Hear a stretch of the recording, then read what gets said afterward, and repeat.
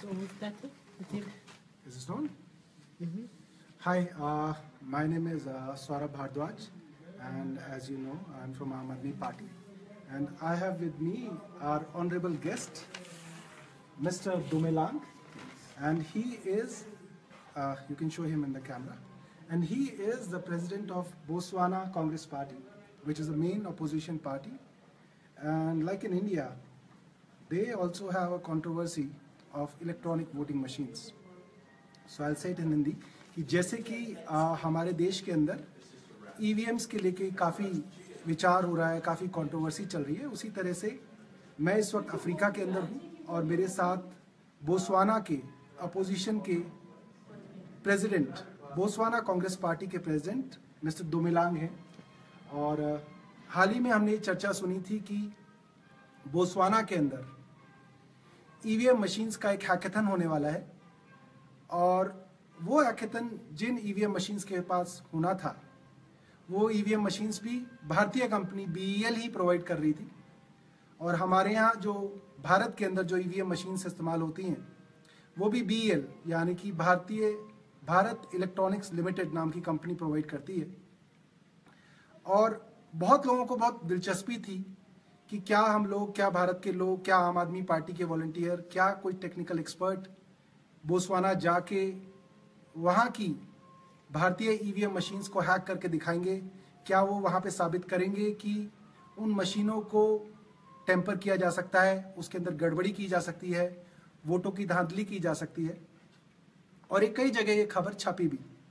Now because my friend doesn't understand my native language Hindi, so for the benefit of him, I'll speak in English, that there was a lot of enthusiasm in the media and in India that if a hackathon happens in your country, Botswana, then people from India, technology enthusiasts from India and from international community may land in Botswana and do a hackathon and take part in the hackathon because it was the same company which provides EVMs in India, BEL, Bharat Electronics Limited, which is also providing the EVMs in your country, or which has proposed that they will provide. Like I have read it in the news reports, that everybody was very enthusiastic about it.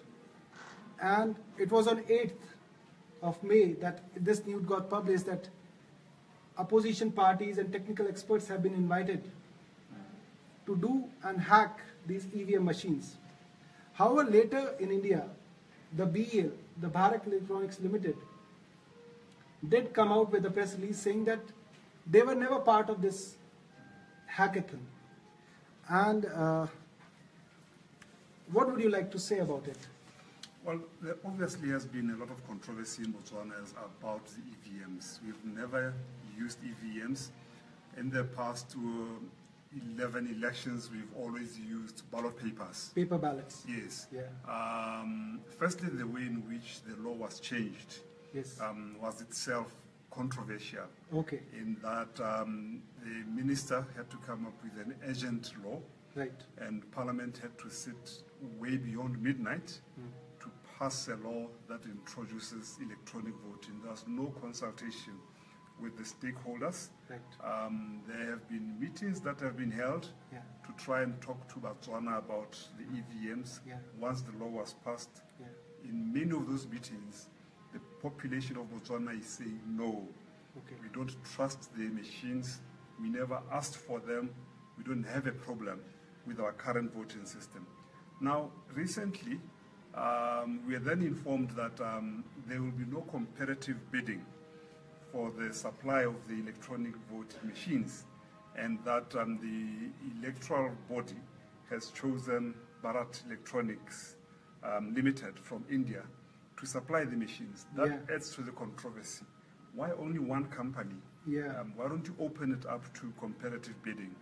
But nevertheless, I think in an attempt to try and address the concerns of the population, the electoral body organized a meeting where they said the experts from the BEL company will come, demonstrate how the machine works with the verifiable voter verification. VVPAT. Yes. And that in addition to that, they will allow whoever wants to hack or to try and interrupt the machine to demonstrate how they can do it. They invited the technical experts. They made it an open, they wrote to parties. Yes. They wrote to media houses to say, bring anyone who thinks that they can hack the machine. Yeah. A few days before the meeting, we were made aware that there was some press release which was circulating in the media, originating from BEL, saying that they are not part of the hackathon, the hacking exercise. All they will do is to demonstrate how the machine works. So everyone who came for that meeting, with the expectation that there will be IT experts demonstrating how the machine can be interrupted, were disappointed because the announcement was that no, we will not have any of that, notwithstanding that the invitation had said they will be allowed to try and demonstrate how the machine can be interfered with. So how do people look at like a complete U-turn by a election commission? Because I can see, like you showed me this letter. Can you talk about this letter? I think this is a letter from your election commission. Yeah. It's a letter from the election commission addressed to political parties. My party also received the invitation dated on the 4th of May. And then it stated clearly in that letter that all guests with technical capabilities to hack or disrupt and compromise the secure performance of the EVM will be allowed the opportunity to do so. Now, obviously, most journalists that I've talked to who attended the meeting say that they think it was a circus. They don't understand why the Independent Electoral Commission is cartooning itself in this manner. And did the opposition parties attend that meeting? No, we stayed away. We stayed away because we would rather deal with the issue of the electronic voting in the courts. In the courts, We have registered a case against the electronic voting machine, and we are very confident that the courts are most likely to rule in our favor. That firstly, the electronic voting machine is not constitutional for the case of Botswana, but secondly, and equally importantly, that they can be hacked. And we will be seeking expert witnesses to assist, participate in this case, and demonstrate that the machines can be hacked. I'll explain it to my viewers in Hindi, whatever you are saying. तो ये Botswana की Congress party जो main opposition party है उसके president हैं, national president हैं उनके, और जो खबर इंडिया के अंदर झूठ के माध्यम से फैलाई गई थी ये उसका खंडन कर रहे हैं। ये कह रहे हैं कि इनके इलेक्शन कमीशन ने ये खत इनकी सब पॉलिटिकल पार्टीज को लिखा था, और ये खत कोई आम आदमी पार्टी का बनाया हुआ नहीं है, अरविंद केजरीवाल का बनाया हुआ नहीं है। ये खत वहां की कॉन्स्टिट्यूशनल बॉडी, जैसे हमारे यहाँ इलेक्शन कमीशन होता है उसी तरीके से ये का जो होता है वो इंडिपेंडेंट इलेक्टोरल कमीशन होता है रिपब्लिक ऑफ बोत्सवाना का। ये एक ऑफिशियल लेटर है जो वहां की इलेक्शन कमीशन ने सब राजनीतिक दलों को लिखा, सब मीडिया हाउसेस को लिखा, और ये 4 मई 2017 का है। इसका रेफरेंस नंबर इसके ऊपर डला हुआ है, और इसके अंदर खास तौर पे साफ साफ लिखा हुआ है कि जो भी लोग इसको हैक करना चाहते हैं, जिन लोगों को टेक्निकल कैपेबिलिटी है, जो लोग तकनीकी एक्सपर्ट हैं, वो लोग आए, इस मशीन को हैक करके देखें, इसकी सिक्योरिटी की परफॉर्मेंस को जांच कर देखें, इसको डिसरप्ट कर देखें, और उन सबको मौका मिलेगा इसको हैक करने का। ये खबर करीब 8 मई को मुझे लगता है इंडिया में कई जगह प्रकाशित हुई, और उसी दौरान वो समय था जब मैंने एक ईवीएम की तरह मशीन को, ईवीएम के एक रेप्लिका को दिल्ली असेंबली के अंदर टेम्पर करके दिखाया, हैक करके दिखाया कि कैसे आप एक सीक्रेट कोड डाल के सारी वोटों की चोरी किसी दूसरी पार्टी के लिए कर सकते हैं। मेरा ऐसा मानना है कि ये जो सरकारी खत है जो उनकी सरकार ने, उनके इलेक्शन कमीशन ने लिखा था, वो सिर्फ और सिर्फ एक ही कंपनी के बारे में बात कर रहे थे, वो थी BEL। क्योंकि उनकी जो ये इलेक्शन कमीशन है, उन्होंने और किसी भी ईवीएम बताने वाली कंपनी से बात नहीं की है। उनकी ये जो प्रेस की रिलीजेस हैं, उनके यहाँ जो खबरें छपी हैं, उनके अंदर ये साफ तौर पे लिखा है कि सिर्फ और सिर्फ BEL यानी कि भारत इलेक्ट्रॉनिक्स लिमिटेड कंपनी ही इस हैकेथन के अंदर इनवाइटेड थी, और उनको यहाँ पे हैक करने की लोगों को अपॉर्चुनिटी प्रोवाइड करनी थी। मगर जो खबरें भारत के अंदर कुछ जगह छपी, मुझे लगता है कि शायद वो गलतफहमी थी, और जो प्रेस रिलीज था बीईएल का, उन्होंने ये कहा कि हम बोत्सवाना में हो रहे हुए हैकेथन का हिस्सा नहीं है। जैसे कि छपा, we are not the part of Botswana hackathon, our EVMs are not the part of Botswana hackathon. मगर सवाल ये उठता है कि जब बोत्सवाना के अंदर ईवीएम्स सिर्फ और सिर्फ बीईएल की ही आई थी, जब वहां पे सिर्फ एक ही कंपनी इनवाइटेड थी जिसका नाम था भारत इलेक्ट्रॉनिक्स लिमिटेड, जो भारत की ईवीएम बनाने वाली मशीन है, तो ये जो इनका रिलीज था, ये जो इनका लेटर था, ये किस कंपनी के हैकेथन के बारे में जानकारी दे रहा था? क्योंकि इन्होंने तो सिर्फ बीईएल को ही बुलाया था। और यहां तक कि इन्होंने ये भी बताया कि कुछ ऐसा हुआ जिसके बाद वहां की सरकार के सामने बीईएल घबरा गई और बीईएल ने वहां से यू टर्न ले लिया और बीईएल ने मना कर दिया कि हम अपनी मशीन को हैक करने का मौका नहीं देंगे। और उन्होंने कहा कि मीडिया के अंदर और वहां आए हुए लोगों के बीच में इस चीज का काफी मजाक उड़ा कि ऐसा कैसे हो सकता है कि जब आपने उसको हैक करने के लिए लोगों को बुलाया और वहां पे आप हैक करने की किसी को अनुमति नहीं दे रहे हैं। और ये एक बहुत बड़ी बात है। मुझे लगता है कि जब हिंदुस्तान के अंदर ये बातें होने लगी कि हाँ, हिंदुस्तान से या बाहर से अंतर्राष्ट्रीय एक्सपर्ट जाके बोत्सवाना के अंदर उस मशीन को हैक करके, टेम्पर करके दुनिया को ये दिखा सकते हैं, अपने देश में ये दिखा सकते हैं कि इन मशीनों के अंदर गड़बड़ी हो सकती है, तो शायद बीईएल घबरा गई और बीईएल ने सोचा कि अब अगर हम बोत्सवाना के अंदर हैकेथन करेंगे तो हमारी गड़बड़ियां पकड़ी जा सकती हैं, हमारे गड़बड़ियों को दुनिया के आगे उजागर किया जा सकता है। और इसीलिए आखिरी मोमेंट पे उन्होंने इस हैकेथन से अपना यू टर्न ले लिया और इन्होंने ये बताया कि ये जो पार्टी है, इनकी जो अपोजिशन पार्टी है, जो मेन अपोजिशन पार्टी है, ये वहां के कॉन्स्टिट्यूशनल कोर्ट के अंदर ईवीएम्स के खिलाफ एक कोर्ट केस कर चुके हैं और वहां का कोर्ट अभी तक ईवीएम्स के काम को स्टे कर चुका है। मगर उनकी जो सरकार है, उनकी जो इलेक्शन कमीशन है, उसने दुनिया भर की सारी कंपनियों को छोड़ के सिर्फ बीईएल को टेंडर देने की प्रक्रिया शुरू की है। बीईएल को इन्होंने प्रोक्योरमेंट का ऑर्डर दिया है कि बीईएल से ही ये ईवीएम की मशीनें खरीदना चाहते हैं। दोस्तों, मुझे लगता है ये बहुत सारे सवाल इकट्ठे करते हैं, बहुत सारे सवाल खड़े करते हैं कि एक साधारण सा बोत्सवाना देश, जब उनके लोग, उनकी अपोजिशन पार्टियां इस चीज के लिए बिल्कुल तैयार नहीं है कि इस तरीके की ईवीएम मशीनों से चुनाव हो, क्योंकि इनको लगता है कि जब हमें कोई कागज के बैलेट से कोई परेशानी ही नहीं है तो हम ईवीएम मशीनों का इस्तेमाल क्यों करें। और मैं देख रहा था, मैं इस वक्त देश में नहीं हूं, मगर अक्सर मैं मीडिया रिपोर्ट्स देख रहा हूं, ट्विटर पे लोगों के संदेश देख रहा हूं, एक झूठा भ्रम फैलाने की कोशिश की जा रही है कि हैकेथन कराया जा रहा है देश के अंदर, मगर आम आदमी पार्टी उससे भाग रही है, मगर कांग्रेस उससे भाग रही है। मैं जानना चाहता हूं कि वो हैकेथन कब कराया जा रहा है, और मैं जानना चाहता हूं और मैं बताना चाहता हूं लोगों को कि हमारे मीडिया के दोस्त और हमारे विरोधी कृपया करके गूगल पे जाएं, डिक्शनरी देखें और हैकेथन की डेफिनेशन समझें। गूगल के अंदर ढेरों देश हैं, आपको मिलेंगे, जानकारियां मिलेंगी जहां पे हैकेथन कराई गई हैं।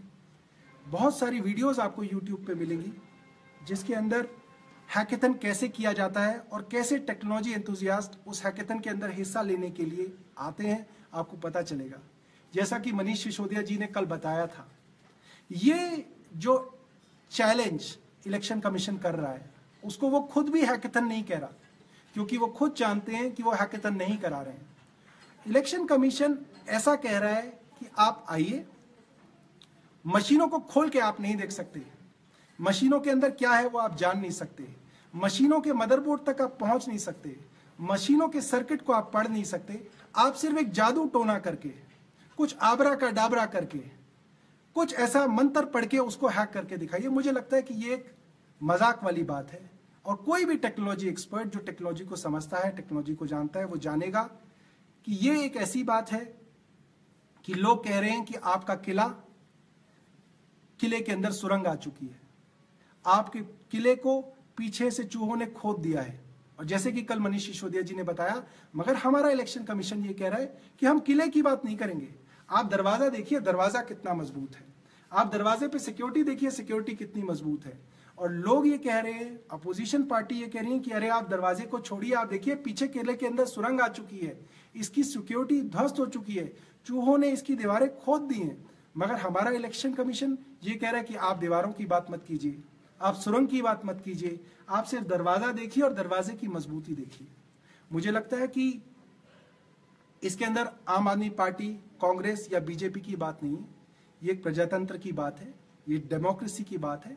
और इसीलिए मैं अपने बोस्वाना के दोस्त के साथ बैठा हुआ हूं, क्योंकि इनका मुद्दा भी प्रजातंत्र को बचाने का मुद्दा है और हमारा मुद्दा भी प्रजातंत्र को बचाने का मुद्दा है। I think what I am saying is we are not here to talk about politics, we are here to discuss about democracy and we share a common aim, we share a common object, that is to save democracy, that is to protect the democracy. And very soon ये अपने court के अंदर, अपने उच्च court के अंदर, सबसे ऊंचे कोर्ट के अंदर ये अपील करेंगे कि आप हैकेथन का मौका दीजिए और उसके अंदर ये विश्व के एक्सपर्ट्स को बुलाएंगे। इन्होंने हमें भी मौका दिया है कि हमारे एक्सपर्ट्स भी इनके देश पे जाएंगे, इनके देश की कोर्ट की अनुमति से, न्योते से हमारे लोग इनके देश में, इनके कोर्ट के आगे ये करके दिखाएंगे कि कैसे इलेक्ट्रॉनिक वोटिंग मशीन्स को टेम्पर किया जा सकता है, हैक किया जा सकता है। दोस्तों, आप सब लोगों ने हमें सुना, इसका बहुत बहुत धन्यवाद। And thank you so much that you are with us and you are sharing your views with us. Do you want to say something else? I think the most important thing is that what we consensus is that any voting system has to be a system that is credible, Yes. that all the players are happy with, Yes. that even the voter is convinced that their vote will be counted Right. as they cast it. Right. Now, that does not come out of the electronic Right. voting machine. Right. And for a country like Botswana that has refused to accept a lot of reforms like party funding, public party funding. Right. Public funding, yeah. Public funding of the elections. Of the elections, of Yeah. political parties. Yeah. Issues such as fair coverage of the political parties on state media. Yeah. They are Paid news. Paid news. refusing to accept all those things. And when they rush and want to come with electronic voting machines, that brings suspicion. And we will do everything we can to make sure that it does not happen in the case of Botswana. Thank you so much. मैं बताऊं कि इन्होंने क्या कहा है, हिंदी में बताऊं।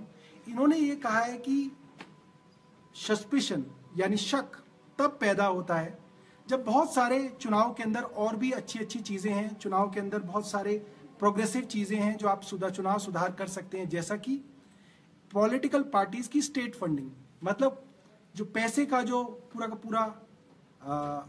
पूरा पैसे का जो बोलबाला है चुनाव के अंदर, उसको खत्म करके स्टेट फंडिंग की जाए।